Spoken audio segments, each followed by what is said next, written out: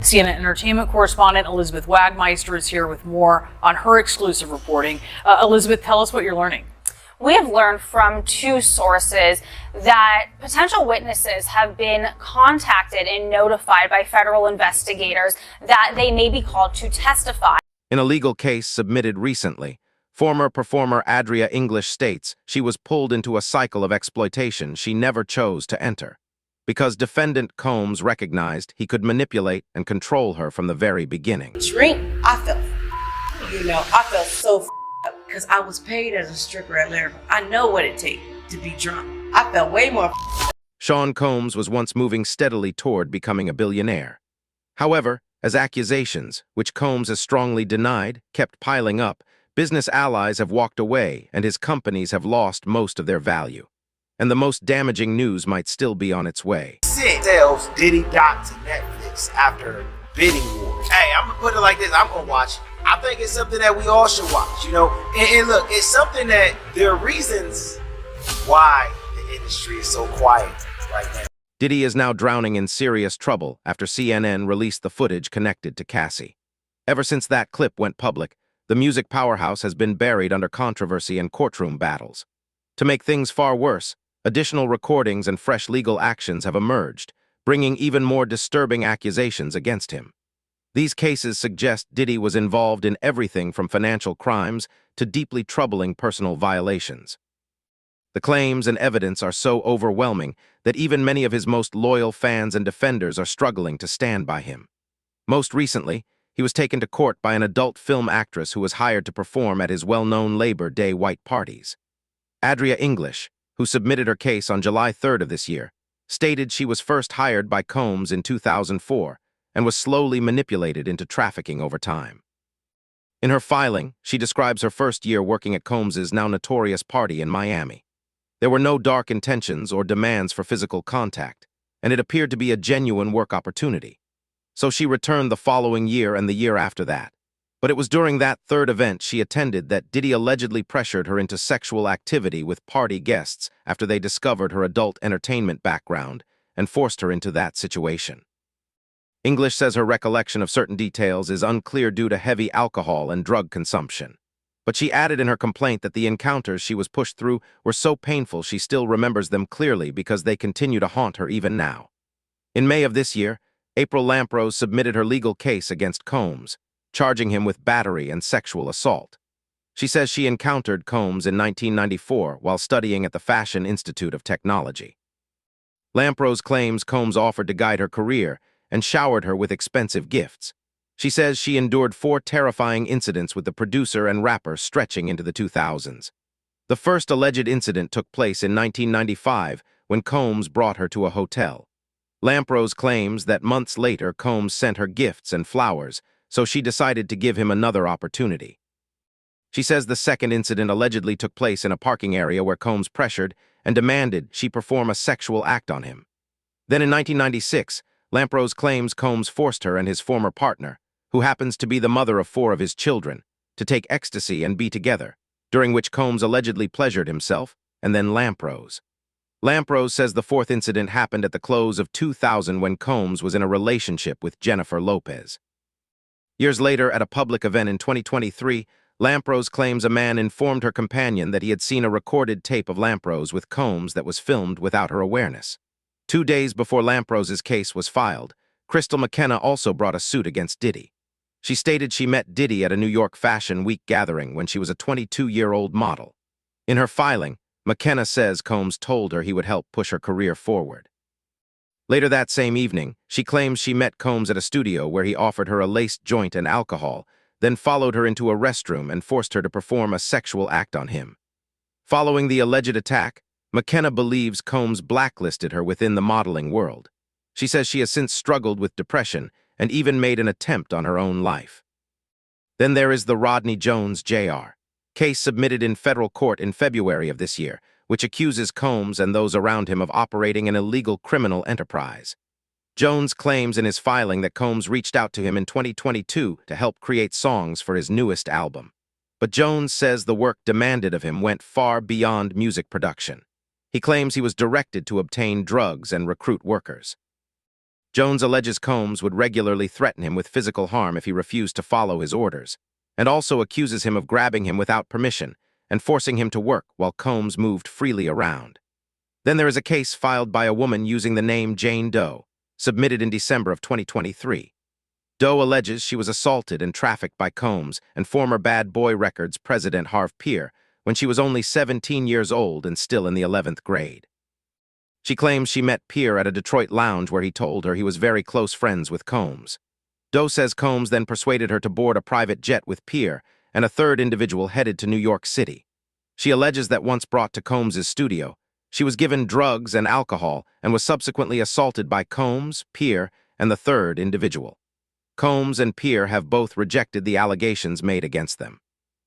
Lisa Gardner filed her lawsuit against Combs and R&B artist Aaron Hall in November of 2023, claiming the two forced her into sexual activity against her will when she was just 16 years old.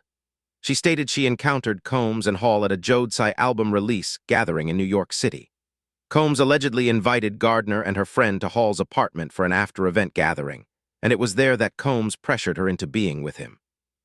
In her filing, Gardner stated she was getting dressed when Hall suddenly entered the room, pinned her down, and allegedly forced himself on her. The following day, Gardner claims Combs arrived at her home and began attacking and choking her to the point where she lost consciousness. On that very same day Gardner's case was filed, another suit was also submitted, this one by Joy Dickerson Neal. In her filing, Dickerson Neal says she crossed paths with Combs after appearing in one of his music videos while she was enrolled at Syracuse University. She claims she agreed to go to dinner with the rapper and producer in January of 1991. During that evening, Dickerson Neal alleges that Combs deliberately drugged her, assaulted her, and recorded the encounter. She says that days afterward, a male friend revealed to her that he and other men had watched the recording, and from that point, her life spiraled downward, ultimately leading to her being hospitalized for severe depression and suicidal thoughts after returning to college. I think the music industry is one of the most corrupt industries on the planet. And I know somebody personally, and I'm not even going to go into details, that did one of the biggest hits of Biggie's career. And he told me when he sent the beat to Puffy, he just stole it from him.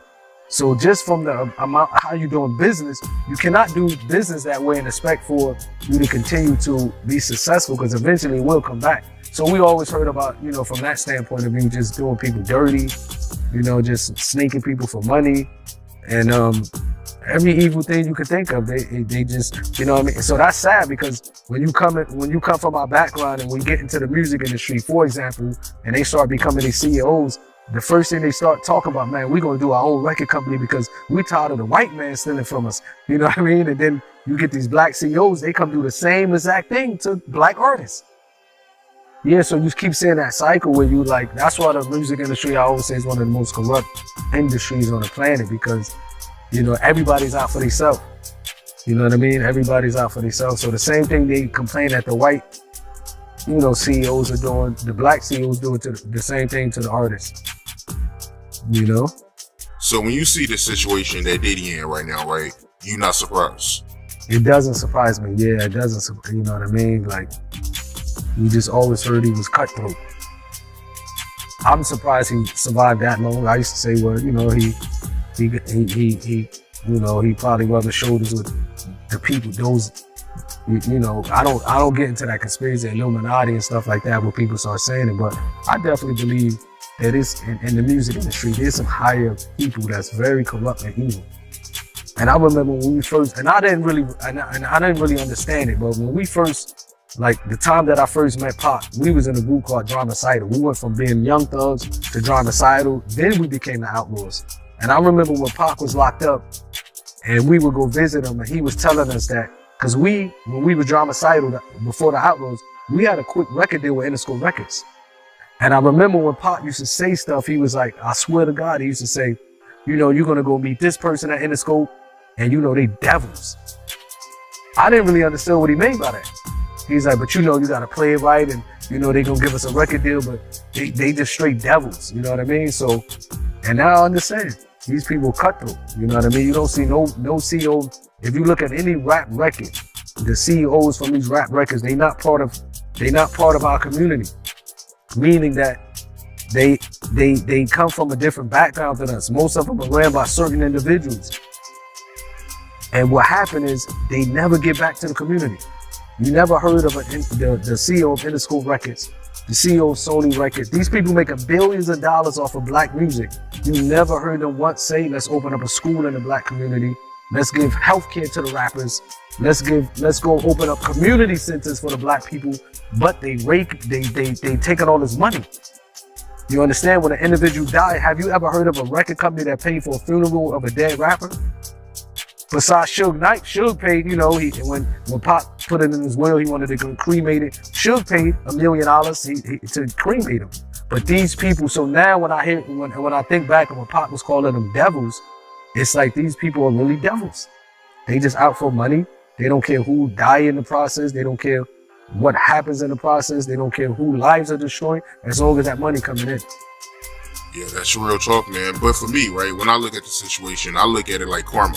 He finally getting everything back that he got away with from back then. And, arrogance, you got to humble yourself. You know what I mean? You got to understand, like, you can't carry yourself with that arrogance as if you're untouchable, because the creator of the heavens and the earth can destroy you 1 second.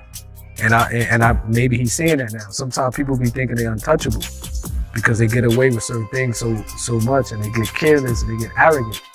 And I think that's what he's going through. Diddy has always been known for his big white parties where a bunch of celebrities show out, but now we're learning the truth about what happened at these disturbing parties. An adult star has come forward and claimed that they were trafficked at one of Diddy's parties. Diddy has been under a federal investigation for human trafficking, so this isn't a great look for him. It's like another one to add to the list. In a lawsuit filed in New York, a former adult film star, Adria English, claimed that the rapper and CEO of Bad Boy Entertainment forced her into prostitution and work with guests at his annual white party. So at these parties, I guess he would force these people, like Adria English, to go and hook up with these celebrities. Now, Adria claims this happened between the years 2006 through 2009 and happened both in the Hamptons and in Miami. She was, quote, made to engage in illicit narcotics and alcohol use while employed by Diddy. In a lawsuit filed yesterday, former star Adria English claims she was trapped in a cycle of trafficking she never asked to be a part of because defendant Combs knew he could groom her. There's absolutely no reason any boss should be forcing any employee to do any substances, let alone, hiring someone to then force them to sleep with people. That's just so icky and gross, and I'm glad that this woman's coming forward. We've heard of this cycle before when talking about Diddy. These people who are promised careers, modeling gigs, music record labels, and they aren't given anything. They're given these false promises, and when they don't deliver, then Diddy blacklists them. Adria claims that she first met the disgraced rapper in 2004 after her then boyfriend auditioned for a Sean John modeling gig. Adria claimed that her partner and another model were asked to perform orally on Diddy in order to get the job, which they allegedly refused. So it looks like Adria's boyfriend was told, hey, if you want to get this modeling gig with Diddy, you gotta suck him off. Despite their alleged refusal, Adria claimed that her partner was given a second chance if she agreed to work as a go-go dancer at one of Diddy's white parties. And she showed up and she did her job. Here she is at the white party in the Hamptons back in 2004. So we got some proof that she was in fact there. Here's a clip of Adria explaining how she got involved with Diddy. Long story short, my ex, Anthony Gallo, goes in the room and he comes out yelling, that. I'm like, what are you talking about? He's like, I'll talk to you in the elevator. When we get to the elevator, he's like, try to ask me to suck his dick. I said, who asked you to suck his dick? He said, Diddy. I said, that. But then after that, he booked him anyway because I agreed to dance at the white party.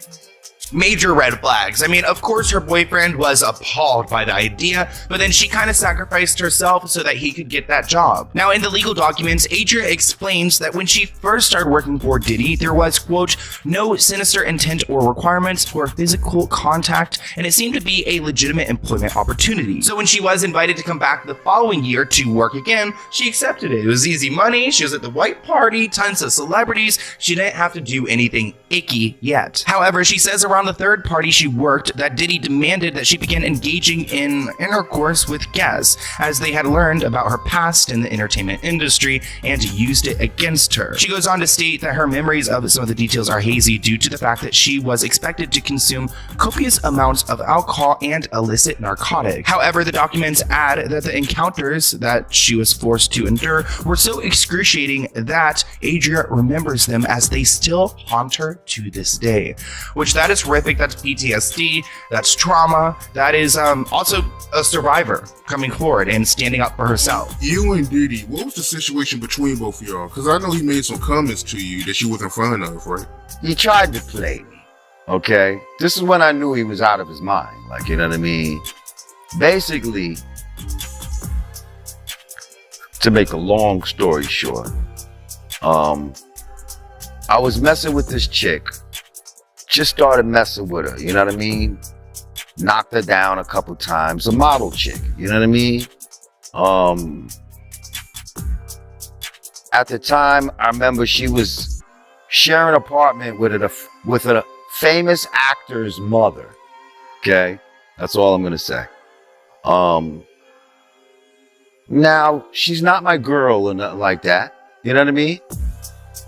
I probably had a girl at the time. You understand? Let's just keep it real. But I knocked her down a couple of times. And so now we're out in LA. We're at the Palladium. Big party, mad people's there. All these celebrities is there. People are performing. You know what I mean? Mad LA people is there. Mad people from New York is there. This was like the super party. Like it was a very good party. So I'm in there, and then I see Shorty in there. You know what I mean? So I'm like, oh, okay. You know what I mean? So I'm like, if all else fails, I have some imported here in the party. You know what I mean? And because, back then, and always looking for something new. Like, you know what I mean? Like, you're always looking for something new. So, even though she was there, I'm still hunting. But I'm thinking, I got her on deck. So I don't think nothing of it. Then, your man Puff comes up to me. And he's like, yo, Playboy. First of all, I don't like all this Playboy shit. Like, I don't know, you know what I mean? He calls a lot of people Playboy. Like, yo, Playboy. Yo, I told homegirl to go with you tonight. That's what he says to me. He said, I told her to go with you tonight. So right now, he's trying to let me know that he with the too. You know what I mean? He with the broad too. I don't want to call her. He the broad too. B, he's trying to act like he has more power over her than me, right? Because by saying I told her to go with you is like saying, like, if you wanted her to go with you and I said no, she'd go with me. You know what I mean? And so I'm just kind of looking at this like, he really lost his mind. You know what I mean? Like, because in my mind, I'm the king of broads at this time. Like, you know what I mean? Like, I'm the king of broads at this time. And I had been the king of broads before being famous. You understand what I'm saying? So, and I knew this guy from Mount Vernon, and he was not the king of broads coming up. So for him to talk to me like this is just mind-boggling to me. Like, you know what I mean? I'm like, oh, he's really feeling himself. Like, he's really thinking, this whole, because I don't even know if he was bad boy Puffy yet. He might have still been like MCA Puffy, like, you know what I mean? And I was like, yo, he's wilding. And so I was just kind of like looking at him crazy. And I don't know what I said, I feel like I might have just been like, yeah, all right, whatever. And then I just walked away from him and I just left the broad in there. I didn't, like, I'm gonna be, oh yeah, Puffy said you can come with me. I was like, this broad. You know what I mean? Bag me something else. And I never spoke to the broad again. You know what I mean? But right at that moment, and then upon reflection, it makes me think about some of the things you read in these depositions and all of that, about something that feels like they're controlling and all of that. You see, he thought he had control over the broad, more control over me. And it's like, listen, if I wanted to put my meat hooks in the broad, I could have did that, but I didn't even want to do that. Like, but I just feel like he tried to flex on me. You know what I mean? And it was like, please, like, cut it out. You know what I mean? But to me, that was the mark of, in my mind, of, yeah, this was the beginning of when he started going crazy. You see what I'm saying? When he first approached me like that, oh yeah, you was losing your mind. You was losing your mind. And on another note, I thought about this later when we're hearing all this, you know, by shit. He could have been trying to set up a play where he thought we was gonna have something in common. Like, yo, I told her to go with you. And then he see me another time, yo, you had fun that night, Playboy? Yo, we should come to my crib. And we'll run a train on her or something like that. See what I'm saying? That's how. Come on, man. You see? And now a real goof ass.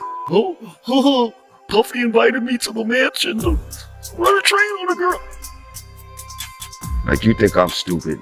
Like, so that's what I'm thinking. Could have been a, you know what I mean? Motivation too. Like, maybe he didn't think he was playing me. Maybe he thought he was planting the seed for us to have this broad in common.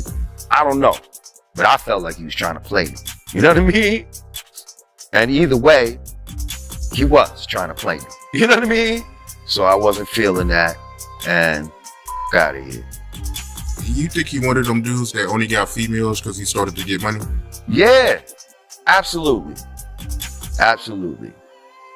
Like, I don't remember seeing him with a bunch of broads back in Mount Vernon high school days and all that. You know what I mean? The first bad broad I seen him with was Misa.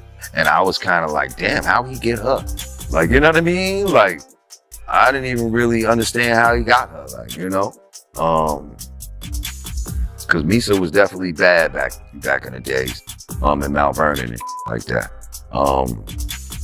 But prior to that, he was just one of those that danced in the parties, like, you know what I mean? Like, he was just a dancing, like, you know what I mean? Like, with these bushy eyebrows, I think they connected at the time, like, you know what I mean? Like, yeah, he wasn't a live nigga, like, put it that way. Things could grow even larger from this point forward. 50 Cent recently announced that he has been developing a documentary series centered on Diddy's alleged wrongdoings and legal battles. The project is expected to dive much deeper into the accusations that have been grabbing headlines for several months now. What makes this news even more noteworthy is that Netflix has officially acquired the rights to the series, meaning it could reach an enormous global audience once it becomes available. 50 Cent has not been keeping quiet about all of the drama and accusations flying around about P. Diddy. In fact, his company, G-Unit, has produced a multi-part documentary which has just been sold to Netflix after a legit bidding war. I think the best part, however, is him sharing TMZ's cover story about this and the caption he wrote. He wrote, TMZ used this fat boy picture of me because their documentary went to Tubi, LOL. It's okay, guys. We're all making great television. Mine just happens to be the best. Netflix wins the bidding war, but if more victims keep coming out, I'm going to need to make more episodes. This is the post that 50 Cent came out with after P. Diddy's apology. He said, this is not going to work. Who's advising him right now? SMH, bad move. He's also made a bit of a dig at Jay-Z. Jay in hibernation. He ain't coming outside till the with puffs blows over. No lunch, no brunch, no dinner, LOL. I'm all you got outside. Things about Diddy's bad behavior for years. Simultaneous raids, a massive show of force. I know what's gone on. A stunning downfall. 50 Cent has been hyping up his Diddy documentary for months, and the project just landed a prestigious new home. Multiple sources familiar with the situation say 50's multi-part documentary about the SA suits against Diddy was purchased by Netflix. We're told there was a massive bidding war over the doc, which was produced through 50's G-Unit Film and Television Studios, with multiple networks and all of the streaming platforms attempting to land the series. Diddy was hit with another civil lawsuit Tuesday with model Crystal McKinney. She came forward with evidence after 2016 security footage of Diddy putting his paws on Cassie in a hotel hallway surfaced Friday. Cassie previously filed suit against Diddy and settled out of court 1 day later. Diddy at first called the suits a shakedown, but later apologized. 50 Cent like he finna make a whole documentary about P. Diddy. He gonna call it Diddy do it. Yo, Did Diddy do it? It's going platinum in the streets. Everybody gonna watch that. Everybody gotta watch that. That's why. You think he gonna really do it? I don't think he gonna really do it, but I think if it's a real shot and he gets access to the rights to the footage and he can get people to do the interviews, he's definitely doing it. That's a gold mine. You're gonna get at least 10 million viewers per episode with that. And then might as well do it and get the money instead of letting, you feel me, the other side get the money. Right, that's what I'm saying. So help the brother man, not the other man around this boat. Go ahead and let him get it. Yeah, we might be producing. No, I don't want to be involved in none of that freaky ass. I don't want to be involved in it. So if you're watching this and you are making a Diddy documentary, I need you to know that I do not want to be a part of it. Yeah. Not in front of the camera, not behind the camera. No, not me. Yeah, I wouldn't want to be on camera tearing another black man down like that. Because I was watching the TMZ one on Tubi, and it was just, they did him dirty. They did him just like R. Kelly. I'm like, oh man, these other folks will tear your ass down when they got the opportunity. But this is the thing. I just want the testimony of the people. Like his old bodyguard, Eugene or whatever, has been talking. He talked about the time Diddy's arm was in a sling because he was beating on Kim, and then Kim stabbed him. His ex, Kim, says she stabbed him with a corkscrew. Yeah. And that's why his arm was in a sling. Okay. People had to know that, bro. They had if they heard that story, then they know he was abusing her. Know that she fought back, stabbed him with a corkscrew. He ain't the only person he said he had heard that the one baby mama had ran from Diddy. He was beating on her so bad that she had to get underneath a car to escape. Yeah, I seen that. You gotta think about it, bro. People used to get in fights in the neighborhood growing up, and everybody know who used to win or lose a fight, and everybody wasn't there. And that's just local shit. So imagine what the whole industry know. Diddy been whooping these hoes. I love everybody. These have to know, bro. Ain't no way these don't know, bro. So, and you telling me he don't never discuss it? He been beating women up since 91. Ain't discussed it with no. He ain't with the no.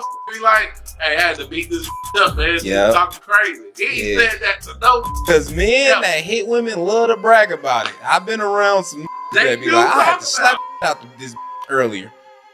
You be like, oh shit, damn, he really be hitting women. And then you be like, all right, let me mind my business. Let me go mind my business. I just want motherfuckers to be consistent. Because there's motherfuckers out here attacking Diddy right now who got somebody in their camp slapping. Exactly.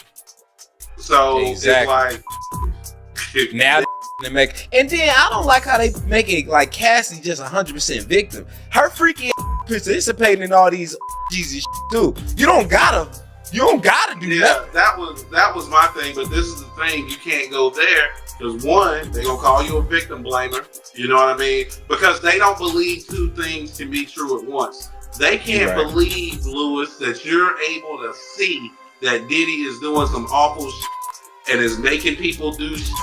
50 Cent has to be one of the biggest trolls of all time. So earlier today, TMZ announced that 50 Cent officially sold his documentary on Diddy. The documentary is called Diddy Do It, and it's sold to Netflix for a couple $1 million. By the way, this has to be one of the craziest titles he could have possibly picked. This is the cover art for the documentary. 50 also said if more victims come forward, he's definitely gonna release more episodes. Making a bag off of your op has to be some diabolical work. As of now, there is no release date, but I'm sure we'll hear about one soon. This is crazy, man. What y'all think about this? So what are your thoughts on everything unfolding right now? Do you believe Diddy could eventually find himself locked behind bars as a result of these allegations and ongoing investigations? We would genuinely love to hear your perspective, so make sure to drop your opinions in the comments section below. And if you found this video worthwhile and want to stay informed on future stories like this one, remember to hit that subscribe button on Famex so you never miss any of our newest content. Until next time, stay safe and keep it real.